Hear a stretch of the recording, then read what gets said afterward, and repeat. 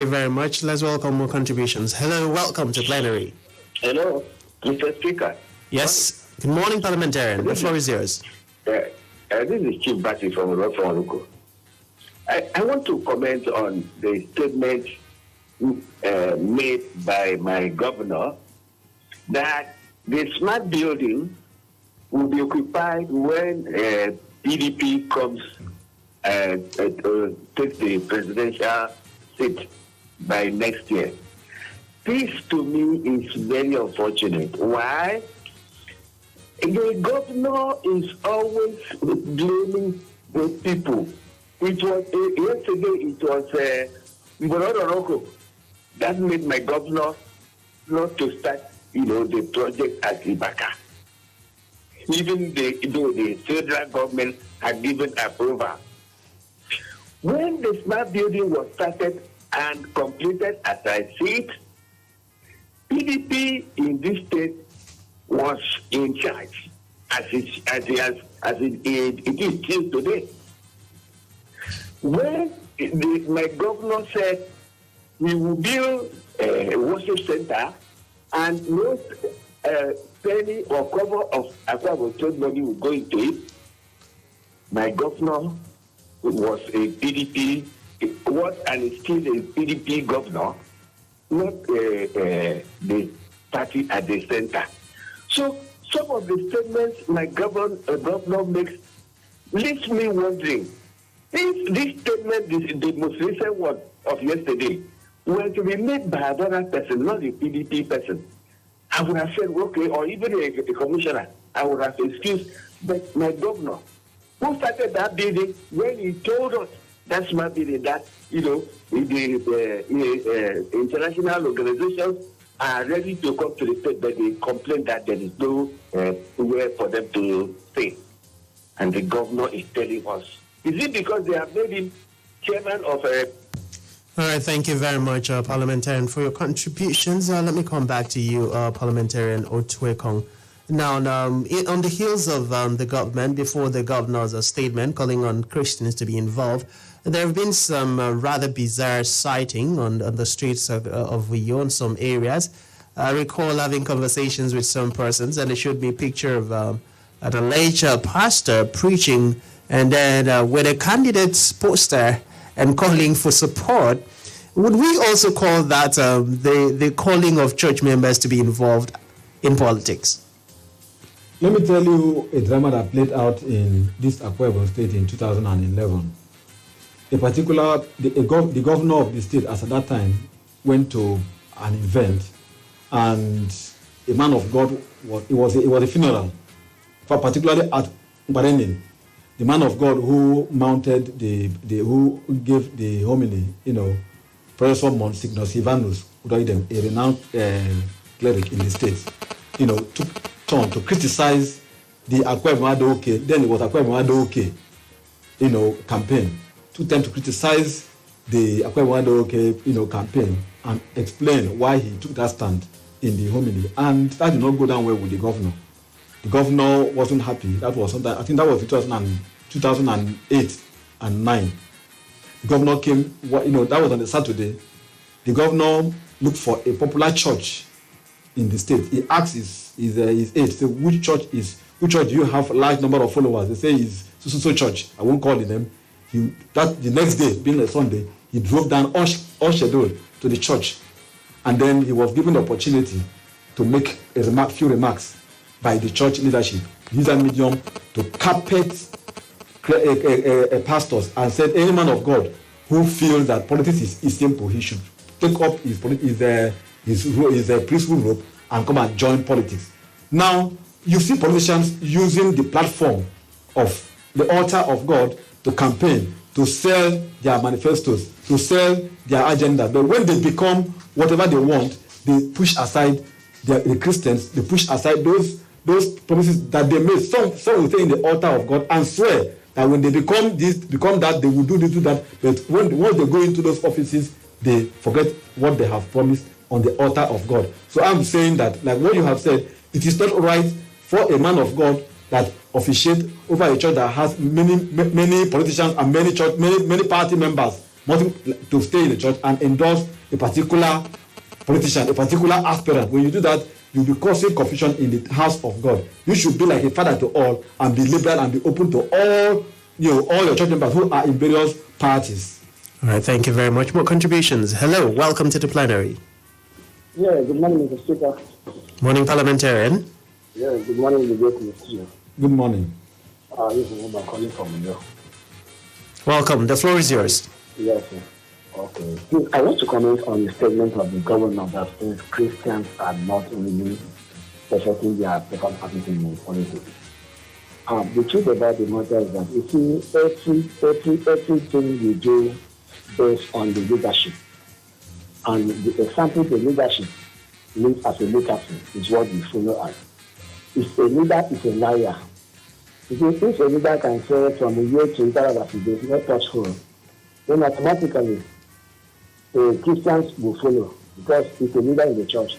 And secondly, the leadership of the state, we have seen some lapses in so many areas, most especially the area of education in this state, which our leader has to sit down and fix. And we discussed this the other time that every commissioner, the directors, the defense state, they should go about monitoring the situation of our economy and the situation of our education in our state. Up till now, nothing has been done about that. And they kept going about campaigning without looking into the education system of the state. Where are we going to? Why should they leave their pulpit to campaign right now for politics instead of looking into what they're supposed to have gone for? These things are uncalled for. We ask that please let Christians understand what they are doing during this political era, and let us as well think twice before we vote anybody into power come next election 2023. Thank you. Thanks for joining us. Hello, good morning, parliamentarian. We lost that call. It's about time for us to take our first recess and head out to the news on the hour of 9. When we come back, more deliberations on the floor of the plenary this morning. Do stay with us.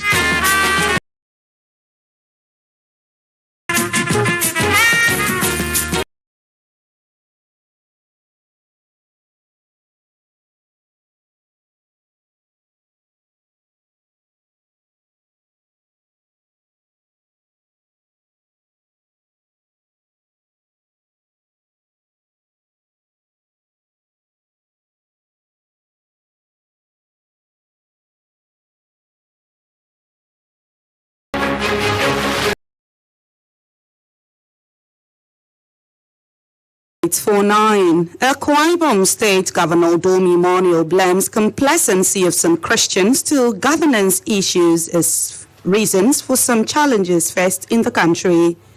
All is set for second international conference of Academic Staff Union of Polytechnics Akwa Ibom State Polytechnic Chapter. Township Drivers Association calls on government to take appropriate actions in ending taxations on commercial drivers in the state.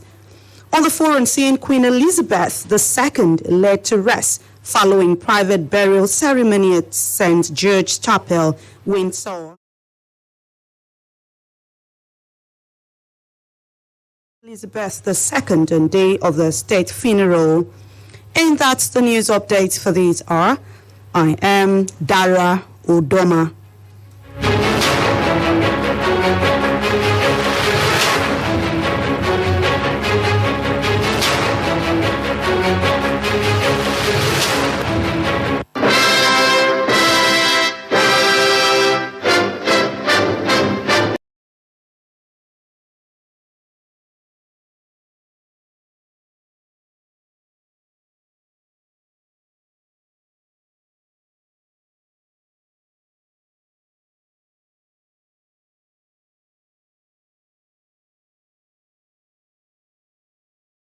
On 0809 016 9101 or write to us at planet101fm@gmail.com. It's simple. We lead, they follow. Planet 101.1 FM. That's just who we are. This is the story of two friends who lived in the same neighborhood, smart and lucky. Lucky didn't accept the COVID-19 vaccine and stopped everyone in his house from being vaccinated. Before you can say Jack Robinson, there was a COVID-19 outbreak in the area. Lucky and 2 members of his family got infected. Lucky was sick and couldn't do his business for months. Now, even food to chop no day. His nephew got very sick. The thing no end well at all. We did all we could, but he didn't make it. But Smart's case did different. Everybody in his family was vaccinated. Only one person got infected and his symptoms were minor. Who would you rather be, Smart or Lucky? Protect yourself, family, friends, and community from COVID-19. Get vaccinated sharply. Do it for love. Do it for love. Do it for love.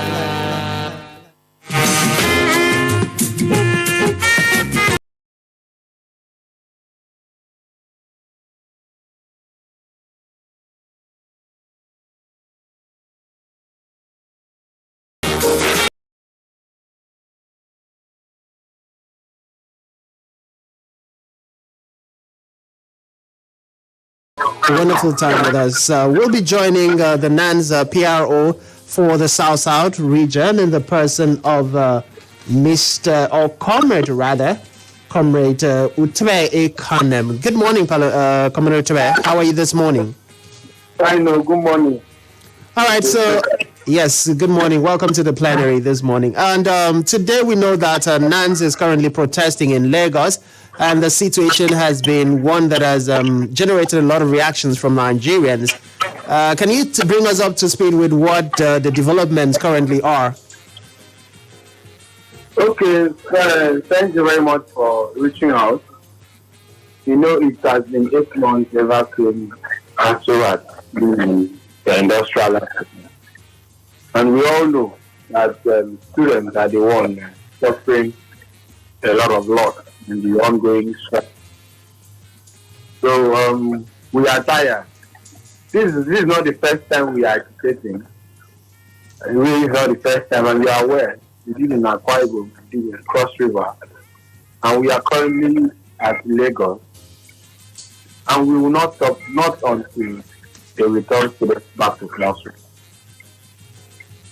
All right. That in as much as that is a very great stand and a welcome development by Nigerians, recall that when NANS protested about approximately a month or so ago, and then the collaborative protest that happened shortly after that, where we had labor unions joining in the collaborative protest action, NANS had said after that they were going to shut down the nation pending the meeting of the demands of ASU by the federal government. Will we be seeing that being followed up after this particular protest in Lagos, given the magnitude of the student population already out? Okay, about 3 weeks ago, we all mobilized to Abuja to elect our leader, who is the new president of NANS, Comrade Barambu Umar. So our new president, this is what we actually wanted. We needed a new energy system. And he has come with his own ideology that seems federal government is nonchalant about the institutional sector. And, today, tomorrow, they are in a meeting, different kind of meeting with ASU and ending in bad luck. We are left with no other option than to match the street of the country. Because I think the only language the government understands is embarrassment. You would agree with me that the other time, when I was at the studio there with you in Akwa Ibom, I had made mention that students are the one, suffering a whole lot of things is happening, ranging from house rent, a whole lot of things. But the president of NANS, who just came on board, has given a direction, and we will clamp down the economy of this country. The other time that the airline operators wanted to, threatening to go on a strike, immediately federal government, brought out tons of petrol and gave it to them. Where did they get that from? Where did they get this? So we are the ones suffering this. We are going to match the streets of this country, not until they return back to Ghana. All right, let me come from this other angle. Recall that one of the issues we had when you kickstarted the protest was the issue of miscreants and unscrupulous element coming in to hijack the protest, thereby giving the federal government grounds to release the military and other security forces and possibly the likelihood of the repeat of the NSAS protest. What measures has been put in place? We understand that security personnel are all over Lagos right now where the student protest is happening. But what other measures have the NANS body put in place to ensure that the protest doesn't get hijacked and it doesn't escalate into tragedy again? Before this time, we have written letters to all security agencies notifying them of peaceful demonstration. And I want to say this, that we will not do anything that would, disrupt the peace of the country. We are just doing the peaceful demonstration, and I want to assure the entire country, the Nigerians, that this protest will not be hijacked. You cannot hijack this protest because we are committed. All right. Apart from the ongoing protests, recall the last time we had conversations. We also had conversations with the NAKI's body in Akwa Ibom State. One of the measures or avenues that was also available to the Nigerian student was the legal instrument. So I'd like to ask, at this point, is the NANS body considering also possibly taking the federal government to court as a student union body? We are not going to take them to court. We are going to clamp down the economy of the country. The other time, the president said he's not aware that Africa is on strike. Can you recall? Yes, we can recall that. Okay, so if the president is not aware that Africa is on strike, is he going to be aware that we have dragged the federal government to court? So at this point, we are going to march the streets of Abuja. And to speak, we are just waiting for a signal from the national president. We will mobilize down to Abuja. We will occupy Abuja, not until they send us back to class. Today there is a meeting between Femi and some members of, I think, ASU, if that's correct. So National Assembly. Yes, we are hoping for a positive response from them. And should that fail? Well, should that fail? We are on the streets while waiting for them. All right. The Akwa Ibom people, Nigerians, continue to wish the National Association the best of luck, and we continue to pray that the federal government will listen to you, listen to the cries of Nigerian parents, listen to the cries of Nigerian students, and of course rise to the occasion to provide us what it needs to revitalize the academic system so that students can get back to school. And we wish you all to stay safe while advocating for the rights of the Nigerian people. Thank you very much. Thank you very much for joining us on the plenary, and do have a beautiful day. Thank you, sir. All right, that was Comrade Utwe, who is the NANS PRO from the South region, currently in Lagos State, on the ongoing protests by the National Association of Nigerian Students, and we had to briefly speak with him to understand what is ongoing. Welcome back to the floor of the House, and we've been joined by parliamentarian Duncan, who has just joined us in the studio. He couldn't make it here on time because of the rain. So Parliamentarian Samuel Duncan is a journalist, social commentator, and mediator, Senator Akon Eyakenyi. Good morning. Welcome to the plenary. Good morning to you. Good morning, parliamentarians outside there. And yes, today we have a couple of issues. And now that you're here, let's jump to the second motion on the floor of the House. Coming back to you, Parliamentarian Otuekong Franklyn. We understand the issue of Calabar Itu Road, where we handled about a couple of days back, where there was a crisis between the federal government and the state government over the issue of compensation. There have been some new development, and CLO Observe the stakeholders' discussion and update on the development. Can you bring parliamentarian up to speed on what CLO observed during the stakeholders' meetings and discussions? Yeah, it was on the 10th of September. That should be like a week ago, that the CLO was invited to observe the proceedings of a stakeholders meeting in Itu, local government area, on the issue of compensation dispute, because there has been issue of compensation between the community, the people of Ayadege and Okribuku of the Itu axis, that where the east-west, the Calabar Itu highway trespassed down to Calabar, And so CLO members were there. They observed the proceedings. The Paramount ruler was there, the council chairman, the house member, the councillors, the then Senator Akon, who has been the one spearheading the road to be dualized, happened to be in that meeting, and he briefed them.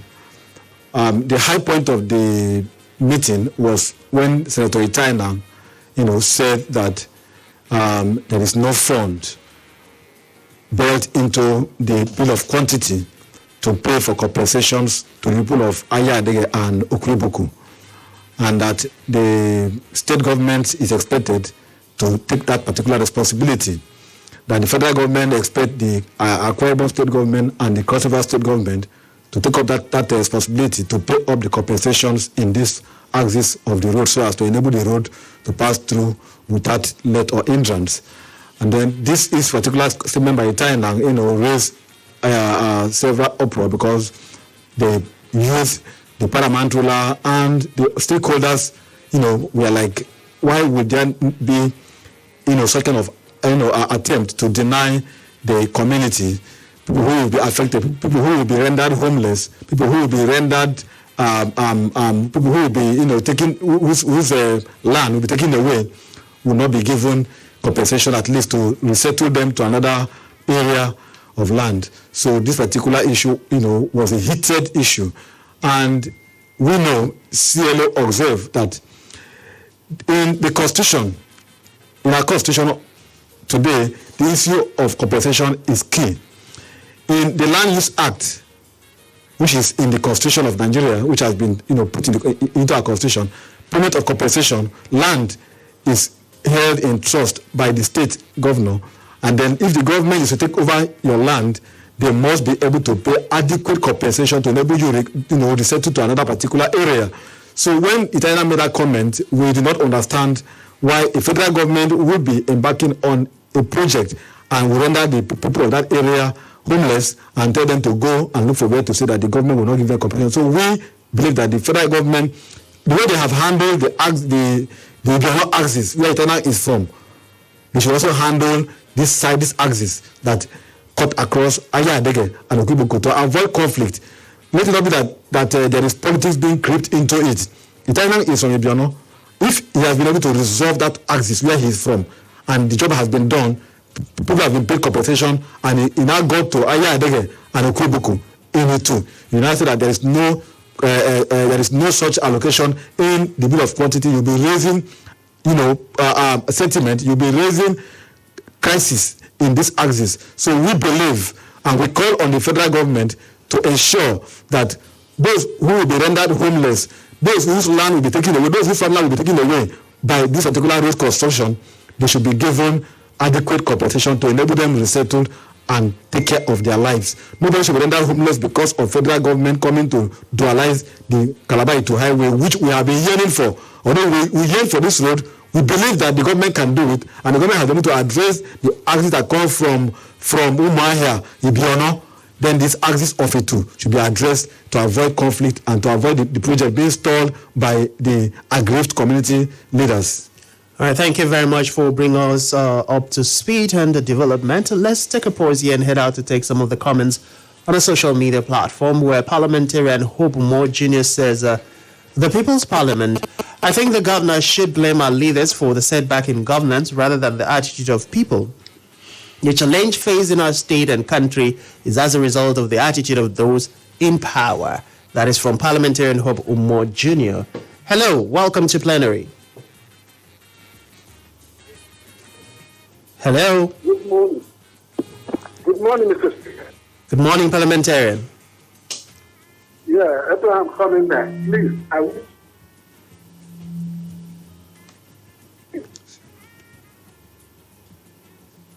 All right, parliamentarian, you have to try and call us back. I can barely get to hear you from this side of the line. Hello, welcome to the plenary. Hello, good morning. Good morning, parliamentarian. All right, the floor is yours. I want to go back on the issue for there is a Christians should participate in politics, and they're saying that when the righteous throne, the people rejoice. When I look at this issue, I think it's just the saying of the past, because it's just like the prayer of David in Psalm that says, "Let my enemy live longer and see what I would be in life." I always disagree, because no enemy would allow the person is pursuing to live longer. It's not like that. When a Christian participates in politics, the politicians who have been there would not allow him to say the right thing. Because when a Christian says that this money is meant for project, it should not be shared. It will not allow. When a Christian says that this particular is not in order, they should scrutinize. They will say this is a nomination of the governor. It would go. Look at what happened when Father of the Faith put their view in this. All everywhere was criticizing. So, in my own opinion, I believe a Christian participation in politics should be just to go and vote and take his voters and vote of his church. That's all. Now, let me ask you a question, parliamentarian. Are you aware that David, in his time as the leader of Israel, he was an enemy to Saul, and Saul sought to kill David, and that never happened because God was with David? Well, so the same God can also protect Christians who are involved in politics and who speak the truth in today's generation. Before a Christian can make this thing, he would show his name, he would take oath and what this thing, so he would depart from his Christian faith. Did David take oath, and did David swear his oath to God? And live. Go and vote and live. That is the way of participation, but for a Christian. All right, thank you very much, parliamentarian. Very, I'd like to say hilarious there, but I think it's about time we all get very intentional about our activities and believe in God and how we interpret the Bible and activities when it comes to governance. The more we do that, the earlier we do that, the better for us as a people. Hello, welcome to the plenary. Well, good morning. Good morning, parliamentarian. Yeah, good morning. I'm Patrick calling from you. The floor is yours. Yeah, is it Christian of the thing? I don't know whether we understand how economy of Malaysia and Singapore and the rest non-Christian countries. We shouldn't carry this Christian. Okay, say for example, our governor told us that they will build a worship center. They will not be from the state account. At the end of the day, we realize that over 7.something billion naira, billion sunk in to that project. That our governor that said that the coconut plantation, that the people of Bahrain use Mbia. Is that a Christian? And Ibakadif people, he said that all that telling all those people did their life, and then come to ask ourselves, the people of Akwa Ibom State, are they happy? How are they faring? Is the economic of the Akwa Ibom State good? And then if it's bad, if it's not good, who is on the throne? That people of Akwa Ibom are talking like this. So we should base governance and build politics of Christian and Christian. We use Christian to deceive ourselves and our people. We should face governance for God. Let us build Christian of the state. Nigeria is not only Christian and is only Nigeria. Goodluck Jonathan was there, had opportunity to be there, but there is no single borehole. I mean, so much like borehole in Akwa Ibom, just like that I found in the south. So it is, if somebody is focused, whether it's a Christian, whether it's a Muslim, or whether it's their body. Thank you very much, parliamentarian. But I like to oftentimes possibly ask parliamentarians question when it comes to making references to other nations. Is it the ideology of economy, the ideology of morality cuts across every religion, whether Islam or the Buddha religion, the Shaolin people, whatever religion is practiced across those countries. So it is not just a matter of Christianity, it's a matter of principles or practicing the principles of the religion that you project yourself to represent. But I'll move away from that and take some more comment before coming to the floor of the House. Parliamentarian Daniel MM says, good morning, Mr. Speaker. I like listening to lies when I know the truth. How on earth does the governor turn to blame innocent Christians for their failed governance, even when the Muslim leaders are happily protecting their troubled brothers? Daniel, Parliamentarian Emmanuel Akwa Ibom says, these affect all students, but first, it should be strategic before it will be hijacked or termed a political movement. Thanks. Parliamentarian Enoch Kenneth says, non-payment of pensions and gratuities to retired primary schools in Akwa Ibom State after verification in February 2021 is my major concern. Teachers are dying daily. Parliamentarian Eyandu Ubong says, the People's Parliament, Mr. Speaker, it's time for NANS to take the bull by the horns, since all the time Nigerian students have been keeping quiet seems unproductive. Mr. Femi Gbajabiamila should not only invite us to a meeting that will not yield any positive result, he should rather persuade his colleagues in the National Assembly to surrender part of their salaries to settling ASU problem. Students should not back down. The protest should be taken to the presidential villa, Abuja. Parliamentarian Udom Emmanuel says that the People's Parliament, Mr. Speaker, one of the major causes of disunity in Akwa Ibom State are the media handlers of political office holders. They are using their position to play politics, malign and blackmail dissenting voices. The handlers of government who are supposed to preach peace and unity in the state are even the worst because they are divisive messages every day, especially in this political season. Thank you. Parliamentarian Nwachuku Kennedy Chinedu says, Voice of Mbise, good morning, NANS. Protest paralyzing activities at Lagos Airport is commendable and most welcome. The federal government should do the needful. Parliamentarian Noye Idion says, good morning, the People's Parliament and parliamentarians. Now that NANS protests have paralyzed activities at Lagos Airport, I think it's time for federal government to agree with ASU demand to enable them call off the prolonged strike before these NANS protests turn something else, and NANS should use their head while protesting and also be watchful in case of necessity, because I wish you had completed your statement there. Parliamentarian Samuel Duncan says, good morning, Mr. Speaker. It is only in Nigeria that leaders who are in position to build, provide, intervene, advocate, and cater for the masses will turn around and blame the people for not being prayer warriors. India, China, Malaysia, etc. are not Christian states, yet they are far developed than us. Leaders should learn to take responsibilities and stop using prayers to deceive us. The role of prayers can't be ignored, but those in leadership position should do the needful. That's coming from Parliamentarian Samuel Iwok. Hello, welcome to the plenary. Good morning, Mr. Speaker. Good morning, Parliamentarian.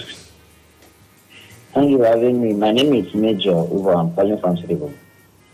Quickly, Mr. Speaker, I think we should clarify one issue. Finance is not the Minister of Works. I think it's the kind of just intervening for that man. But the thing is that, Mr. Speaker, let's look at this in a different perspective. If the president of the country is being invited to the South to commission a project, do you think that he will come? I think he will send the vice president to come, because there is nothing to show out that he will come and will be boasting that he has done this. Just look at the only route, he said the Calabar Itu road. It's still lingering. But Mr. Speaker, apart from that, I think we should ask some pertinent questions. What is the real cost that is delaying that particular project? Because some amount that is being released. The Speaker, you agree with me that on October 16, federal government approved funds for dualization of Calabar Itu road. On May 2017, federal government with a council approved 54 billion for reconstruction of Calabar Itu road to 4-lane expressway. Then on July 1st, 2018, federal government mobilized contractors with 11 billion for Calabar Itu road. Then on December 2019, federal government raised a fund from Super Bond for Calabar Itu road. Then on July 2020, federal government to begin work on the realization of Adopani Itu road. Few weeks. Then on February 2021, federal government to complete Calabar Itu East-West Road with NEDC fund. Then finally on 2021, federal government released 185 billion for the realization of Calabar Itu Road. You can verify this, but the problem now is that upon all these funds, where is this money going to? Like now that I said that to pay the people that are owning properties along the road, where are this money? Have they used this money judiciously? But is the same thing happened to the other federal road that is being constructed? Well, thank you very much, Parliamentarian, for your detailed contributions. Let me come back to you, Parliamentarian Samuel Duncan. The issue of media handlers as one of the motions, and that was recently spoken of by a parliamentarian. Now, in this political era, we've been seeing a very disturbing media reportage coming from different factions of different political parties camp. Now, you are a media handler yourself, and recall the last time we talked about media handlers in Akwa Ibom State and how they heat up the polity. I recall the standpoint that you have. But looking at the present situation, we're talking about media handlers and the need for development publicity in Akwa Ibom State and, of course, in extension, Nigeria. Are you in support or against the way media handlers in Akwa Ibom State go about handling the publicity of their principles? Thank you very much, Francis. I know that media and publicity, the aim is for development. The media handlers of political office holders are partners in development. The same way political office holders are placed in the various positions they are in trust for the people who handle their media and publicity equally are supposed to help them to achieve the aim or the goal of bringing development to the society. And so media handlers are not supposed to be antagonistic to the people, because there is this adage that if you do not want heat, don't go to cook in the kitchen. Every public officer can be criticized. But the problem is, most of these criticisms, Francis, can be very hard. And, our people can be very funny. And they leave the issues and attack personalities. And sometimes these media handlers get emotional about it, and then they veer off and start attacking them back. And that shouldn't be. Every media handler of a public office holder, particularly the politicians, should be trained on emotional intelligence such that they would not actually be dragged out, because most times what the public does, especially the young folks on the social media, they will actually give punches that if you are not somebody that can hold yourself, you certainly leave the substance and chase the shadows. So I believe that every media handler of a political office holder is supposed to focus on the issues that will bring development to the people, and leave the stones thrown at them or even their bosses by the people. That's my stand on the issue. All right, I'll come back to you for more on this particular issue because it's a heated deliberation. But right about now, we'll take a second recess and head out to take the BBC Pidgin News. When we come back, parliamentarians, the plenary will continue. Just stay with us.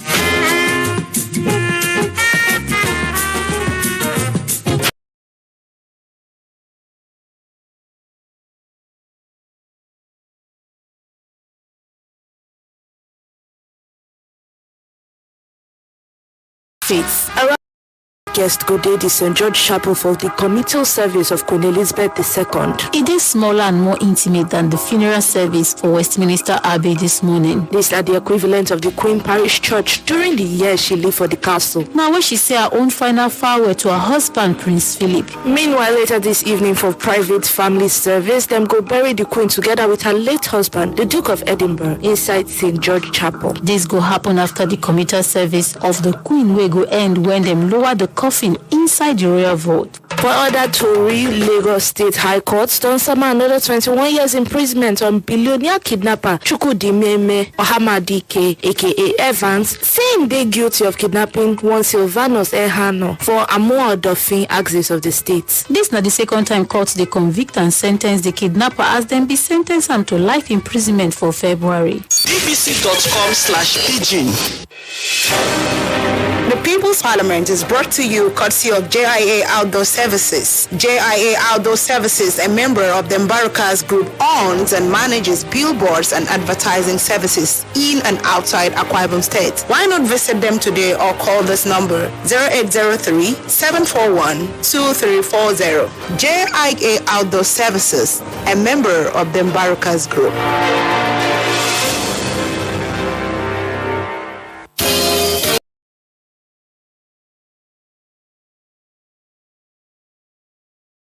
Kerenem jum iba iraham di bu iba nem jum ita bangutong kap bangutong kup sembitang se ufo tum tab media group bun senior Planet FM Spectrum Television emanation finito tam ada makere tang 102.7 FM sinaman sasangan tum ke korodo ke ta freven bosebinam abido ki ko ganyan anyam ke sebo ki ko makara all indigenous language radio station emena mebo tab media group Akpake do Planet 101.1 FM. Ayori Bado Spectrum Television. Ayori Tadum Tang 102.7 FM. Ekene Tang.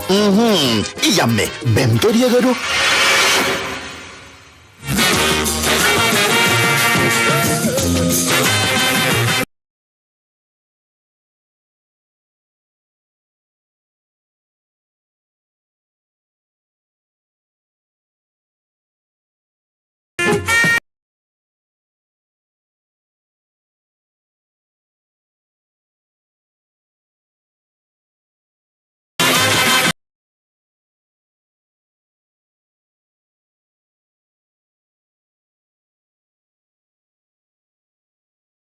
We went on our second recess. We're talking about the problem caused by media handlers who are could be referred to as quacks or unprofessional when they go out of line to leave issues and get emotional to attack people, thereby heating up the polity. And Parliamentarian Samuel Duncan has again maintained his stand that he's not in support of such unprofessional behavior. But let me come to the CLO chairman, Parliamentarian Otuekong Franklyn. How would you react to the present practices by media handlers of politicians in the state, especially as the president electioneering period, kickstarts? With the publication of the names today, as we are expecting from INEC, everything is going to kickstart in earnest. So it's going to possibly get worse if it is not addressed at this point in time. I am happy this issue is coming up, but I don't want to believe it to just end today. It shouldn't be a one-off conversation. It should be a continuum. A continuum, so that we can be able to remind our politicians and the media handlers of their duties and what they expect from their opponent and the public. I will be speaking as a journalist and as an admin of a WhatsApp group. First, as a journalist, I believe that those who always musling, who always attack personalities, are not trained journalists. They are not even journalists to start with. And most of these politicians go for those people who are not journalists, but they have large followers, and they are able to insult and attack anyone who comes after them. By so doing, they will believe that when their media aides are attacking people, that nobody will have opportunity to, ask them questions about how they have been able to deliver their duties to the people. As a WhatsApp admin, I have cause to always regulate, because we have standing rules that govern the radar WhatsApp platform, and we evict people who flout the rules, people who leave issues and attack personalities severely. Some could give you suspension for 2 weeks, for 3 weeks, and even permanent eviction. The reason is that if, as an admin group, as an admin of a group, you allow your platform to be used to attack personality, if the person sues, you could be joined. Currently, WhatsApp has given the admin the privilege to also delete a message. You cannot delete a message as an admin of a WhatsApp group.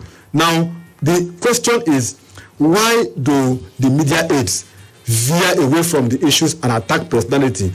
I have had this severally, even against my person, where when I do investigative report and come out with questions asking a political office holder, his aides will leave the issue and come after me, because the belief is that coming after me will make me and other journalists who might do a follow-up to shut up from that kind of report. So, but this is not the best way to go. We are operating democracy where everybody has opportunity to ventilate your opinion. As far as you have your facts, air it and have your proof. Keep them. When they ask you, you bring it up. For me, if I do a report against a particular political office holder, your aides come after me, I will do a follow-up and follow up until the fact will be laid bare. The truth is, when your aides are attacking, and you as the political as the office holder do not caution your aides, you are accepting what they are doing, and it now implies that you are the one sending them to abuse people. The political office holder should know that his office is holding the office in trust for the public, and then he should need to give account of his stewardships, whether he is doing it rightly or wrongly. But he should need to interact with people. He should have a tower meetings, stakeholders meetings, like Duncan was saying at the off record. He was saying that he told the guy, "Why don't you come to meet my principal and share your views with my principal?" And we were asking him off record equally. You can guarantee taking the person to your principal, but the safety of the person thereafter cannot be guaranteed. Not for his own principal as per se, but for generally speaking, you can guarantee taking the person whom you think has contrary opinion with your principal, not as in Duncan and his principal, to your principal, but the security and the safety of the person will not be guaranteed. In my WhatsApp platform, a particular lady ask a question and question a political office holder in this state, and that particular message was screenshot and sent to the political office holder, and the man had to go to the lady's father and begin to raise the issue and threaten the lady's father in the village, and the lady was called to say, "This is what you said about a particular office holder in the WhatsApp group. Please don't say it again. No, my hands are not there. My safety is what I want." And the lady now shut up on the platform, and she called me and told me that, look, what she said on the platform was screenshot and sent to the man, and the man had to go to his father, to her father, and the father had to caution her. So that is what we are saying. People are not supposed to, attack people who have contrary opinion, but be able to produce facts. Let the public be the judge. All right, well said there. Parliamentarian Samuel Duncan, I know you want to react, so over to you. Thank you very much. What Otuekong is saying is quite correct. But again, we must also understand that these political office holders are human beings. If you are criticizing or making an input or suggestion, it should be in a way that you should should give dignity to the human person that is occupying that office. Nobody is an angel. Nobody is a saint. I am not defending political office holders who don't do well and who are not living up to the expectations of their people. But even at that, we know we have freedom of speech, but you shouldn't hide under the umbrella of having the freedom of speech to abuse people and step on people's toes. Having said so, I believe that media handlers or political office holders should do better and try to see every criticism as building stones for their principles to do better in the office they occupy. Thank you. All right, thank you very much. We've been joined, and of course, the issues is getting a lot more heated right about now. Let's welcome more conversations from parliamentarian. Hello, good morning. Welcome to the plenary. Hello, good morning. Welcome to the plenary. Good morning, Mr. Speaker. Good morning, my friend, comrade. Comrade, let me not even call you that. Let me call you chairman of the only working CLO. Thank you. Thank you. Good morning.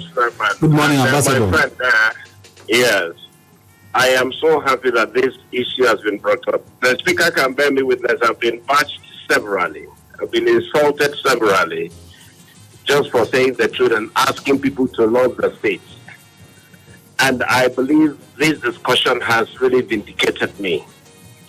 We seem to play politics with everything. Somebody had seen what the state is doing, or the government of the state is doing. And the other way around, because it does not, favor your political fulcrum, you want to bring it down. It is not fair. That is not journalism. Journalism is meant to project, protect, and promote. Our problem in this state, so long as we begin to live politically, look at what we are discussing now. Just because the China wants to match the state government, he makes sure that compensation are paid to his people. And then he does not pay to these other people who are still members of Akwa Ibom State. And you now think the federal government to ask the state to pay compensation. Where have you seen state government? It's just like you now, in your house, you're building a house. You tell your wife, okay, you are the one to roof and the one to do blocks. Which means, as a man, you have not taken responsibility. The federal government has refused to take responsibility that has to do with the South South that is generating the revenue for the country. So it is our people that is fueling this divide. We are the one that is creating this enmity amongst ourselves.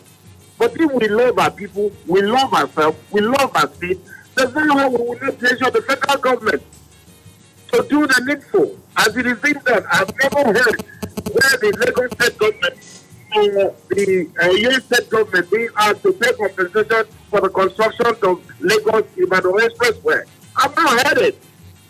So why is Akwa Ibom State different? It is because we are having leaders and we are having people who happen to be in the federal government for themselves, their pocket, their family, and nothing more. They come by deception of throwing money around for you to believe that they are not Wompo. Yet, they are not Wompo. All right, thank you very much, Parliamentarian, for joining us there. And in case you're just coming up with 4 motions on the floor of the House, hello, good morning, welcome to the plenary. Hello? Hello, good morning. Good morning, Good morning, Parliamentarian. Hearing you again? Yes, I can hear you. The floor is yours. Hello?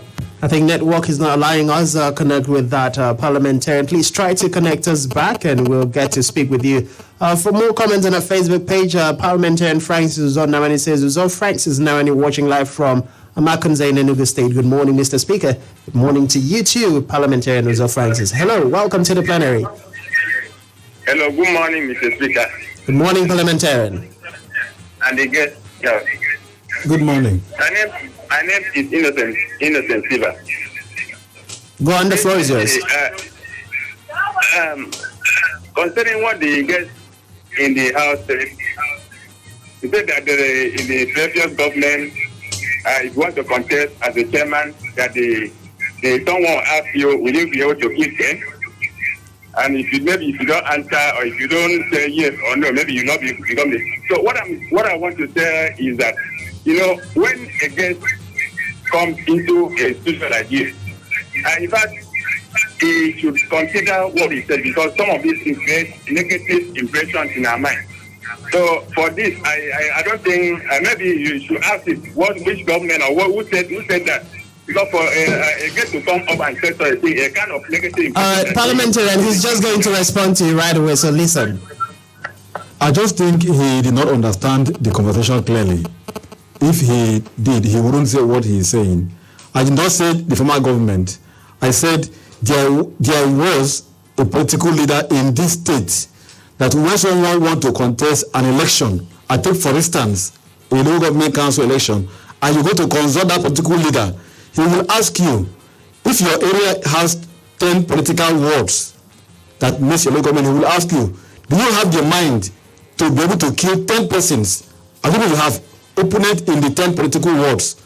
That is what I was trying to lay as a foundation as to how Christians are being deterred, are being scared from joining politics, because they will make you believe that politics is a dirty game, that you must soil your hand, you must have killed, taken all manner of things before you can join. But this is not the true picture in the real sense of it. All right, thank you for that clarification. Let me come back to you, Parliamentarian Duncan. I know that off record we were talking about a whole lot of issues, but I'll just try to play. I recall about a week or two ago, I was in a run at an event where the distinguished Senator Akon Eyakenyi made a comment, and that bordered on how public office holders should conduct themselves. I'll quickly play that and have you react to the tweet. My statement of account is written down and it's online. If you don't have access to it, please ask the chairman of our control. He will pass it right to you. We owe you people an obligation to account for every position that God gives to us. If I didn't do well, I won't start well. We are lucky, we are blessed that by God's special grace, the position of deputy governor has come forward. Alright, let me tell you, there's difference between one being in government and one being in the inner government. All right, that was your principal, Senator Akon Eyakenyi, talking about what public office holders owe to the Akwa Ibom people in terms of accountability, transparency. And I want to drag that into our conversation now. Do you think that if public office holders, or one of the problems we have people oftentimes attacking public office holders is the fact that they do not have the machinery, or sometimes or most times do not put up their statement of account or a detailed report telling the Akwa Ibom people, telling their constituents the different projects, the different finances that have come to their office as a way of representing the people, and then letting the people see for themselves, this is how much has been given over your head. This is what this money have been used for. And these people can see for themselves the different projects that have been listed. Do you think politicians taking that measure that she spoke about can actually help stem the tide of unwarranted attacks on their personality? Very much so, Francis. Public office holders, I have said this repeatedly, you do not hold that office by yourself or for yourself or your family. It is a position, a mandate of the people entrusted in your care on the behalf of the people. So whatever dividend that accrues to the people through your office should properly be accounted for, as the senator stated in her statement at that event.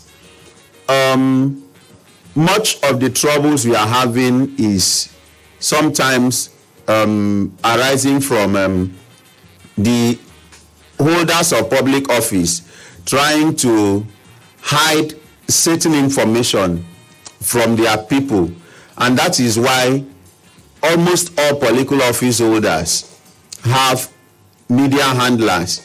This is supposed to be the job of such people or persons placed in position to help their principals disseminate information, educate the people, and bring them up to speed with what is happening in the office of whoever is holding a public position. For instance, the senator in question, distinguished Senator Dr. Akon Eyakenyi, very many times she would hold meetings with stakeholders from the constituency to tell them and brief them about what she's been doing in the parliament for these past 3 years.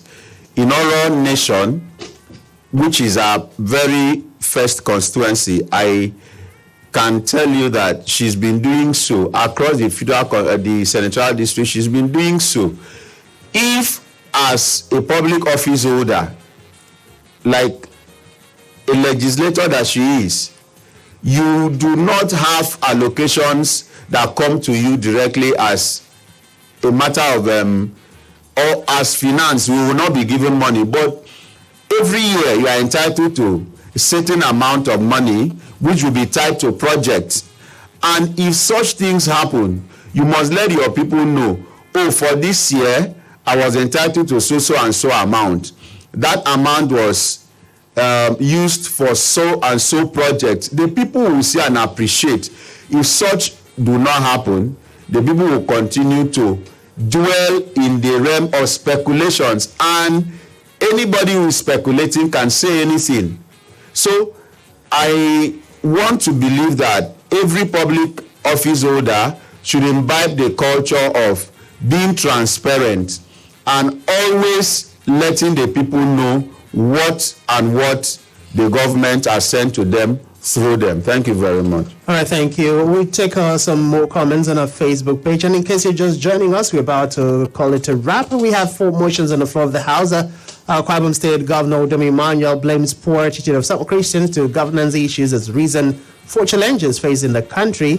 CLO Observe stakeholders discussion and update on the Calabar Itu road compensation payment crisis, and of course the issue of media handlers and the need for development publicity in Akwa Ibom State and Nigeria. And the last but not the least, NANS protests paralyzes activities at Lagos Airport. We'll open up the phone lines for a few more conversations before we call it a wrap. Hello, welcome to the plenary. Good morning, Mr. Speaker, and good morning, Otuekong Franklyn, big man there. And good morning, Gerald Case. I don't know his name. Good morning. I am very happy. This is David Akon calling from Johnny from all the way. All right, the floor is yours. I'm glad that I want to speak on the issue of the caller who call and speak and spoke against Otuekong Franklyn of the comment he made. Otuekong Franklyn Isong is the person I'm holding in a very high respect. So he has not been the opportunity to understand what Otuekong Franklyn Isong was speaking. Because he's speaking well every time he's in the studio here, and we are admiring him very well. Mr. Speaker, thank you very much for the way you are handling this very parliament and the way you are cutting off whoever is speaking against the people and against the government. We are doing well. I will say that there was a time in this very state where those who are opposing what is done in the government and the bad politics that what was displayed in this very state were killed anyhow. And I will give credit to the past, the government of Victor Da. And I'm more credit again to this very present government concerning peace. That was what Otuekong Franklyn Isong was trying to tell Nigeria, how politics should be played. Thank you very much, and God bless Mr. Speaker, Otuekong Franklyn Isong and the other guests and everybody. God bless you too. Thank you, parliamentarian. But let me clarify that I do not cut people who criticizes the state government. I rather let them speak their mind because it is their constituted of rights and privileges.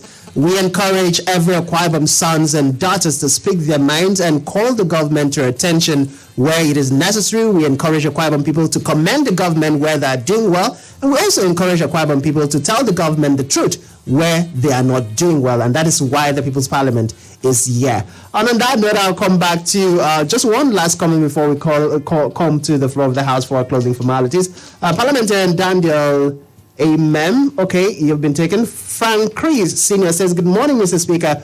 Mr. Speaker, the protest was long overdue, and there are key areas that protests would make meaning to the federal government. So until those key places are targeted, protests would not speak volume to the federal government, and they'll continue to give a deaf ear to the cries of the Nigerian students. That is coming from Parliamentarian Frank Chris Senior. And that's the size of our comment on our Facebook page. And of course, the last caller would be a very last caller for today's plenary. Coming back to the floor of the House, let me start with you, Parliamentarian Samuel Duncan. Your last word of advice, I would say, for media handlers in the state. And I can promise from here on, we'll be taking this on a daily basis until media handlers get to learn the lessons. Thank you very much, Francis. Media handlers in Akwa Ibom State should know that nobody is their enemy, neither is the constituent or the people complaining about the representation of whichever political office holder an enemy of such leader. We are all striving to see a better Akwa Ibom State, a better constituency for each of us.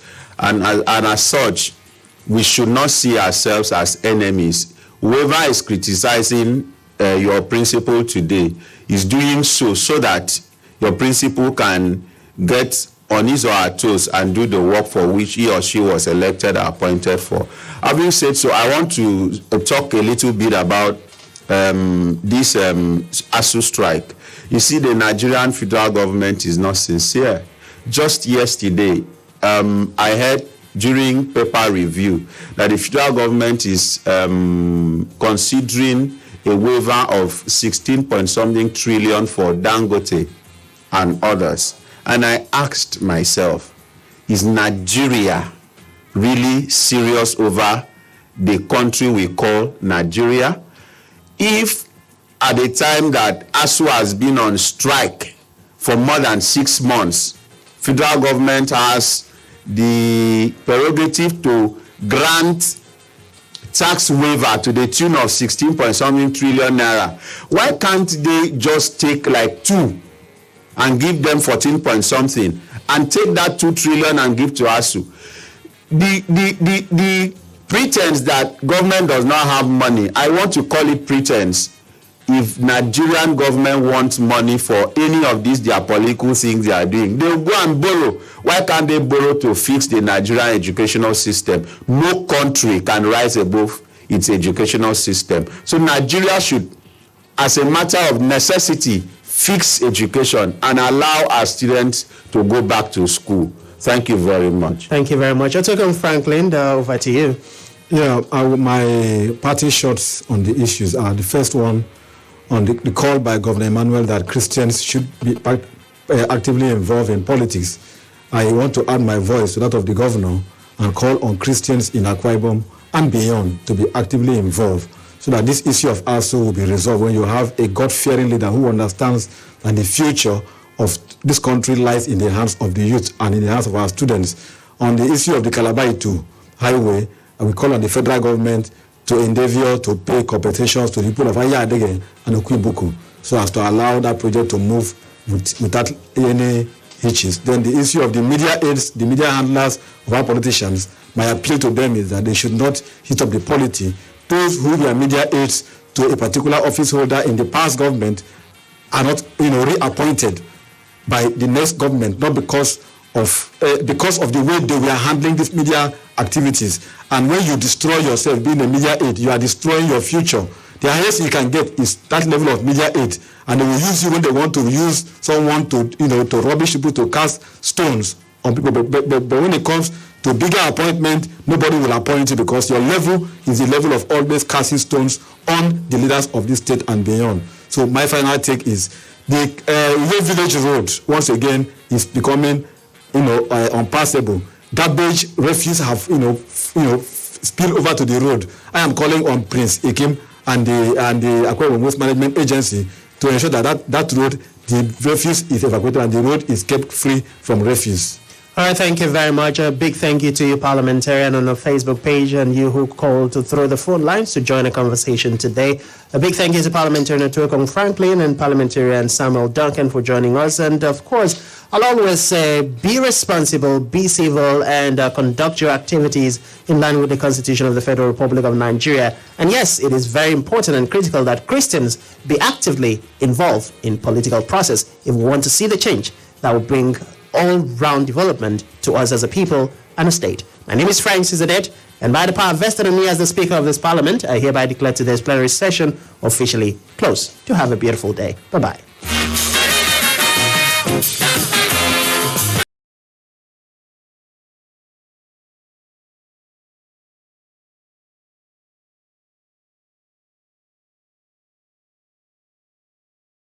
Political. We are the Planet Radio 101.1 FM.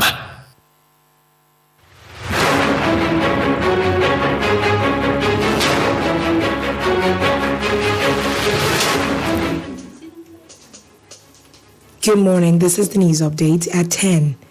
Minister of Labor and Employment Dr. Chris Ngige says federal government will review minimum wage. National Assembly resumes today from its 2-month annual recess. Court fixes Wednesday to rule on federal government suit against ASU. Akwa Ibom State Governor Udom Emmanuel blames complacency of some Christians to governance issues as reasons for some challenges faced in the country. All set for second International Conference of Academic Staff Union of Polytechnics, Akwa Ibom State Polytechnic Chapter. Township Drivers Association calls on government to take appropriate actions in ending taxations on commercial drivers in the state. On the foreign scene, Switzerland signs contract for 36 U.S. fighter jets. In sports, David Beckham and Tyson Fury paid tribute to Queen Elizabeth II on day of her state funeral. That's the news update for this hour. I am Uyai